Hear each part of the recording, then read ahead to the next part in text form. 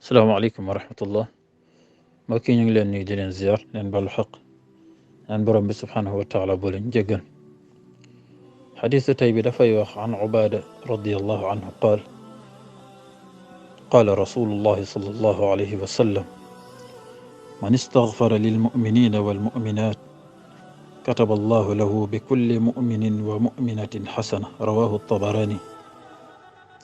xadis ko nettali mooy Ubaada radiyallahu anhu wax ne yonent bi sallallahu alayhi wa sallam fa wax ne képp ku jéggalul jullit yu góor yi ak yu jigéen yi yàlla dina ko bindal tiyaabay benn jullit bu góor bu nekk ak benn jullit bu jigéen. Tabaraani moo solo xadis bi. jéggalul jullit yu góor yi ak yu jigéen yi mooy lan? mooy ngay ñaan nga ne yàlla na nga jéggal jullit yëpp. maanaam ab jullit buy ñaanam dafa war a matale mbooleem di jullit yu nekk ci àdduna bi yëpp. waaw bu dee jéggal mu boole ci mboolem jullit mooy ñiy dund ak ñi dund ñëpp.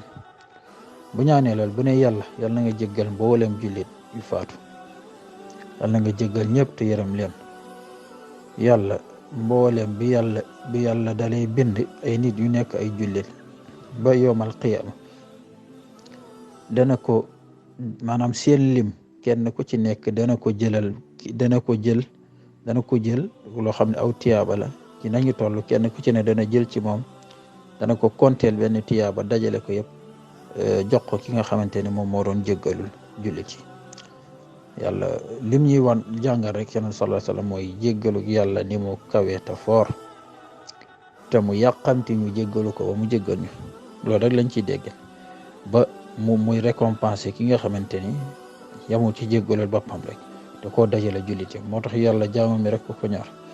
moo tax jullit buy ñaan bokk na ci lii gën a gaaw a nangul ñaan gi mu matale ko jullit yëpp te bañ ko yamale ci boppam. ñaan bu loolu ci wàllu ñaan bokk na ci lii tax ñaan gën a gaaw a nangu. loo ma am solo la.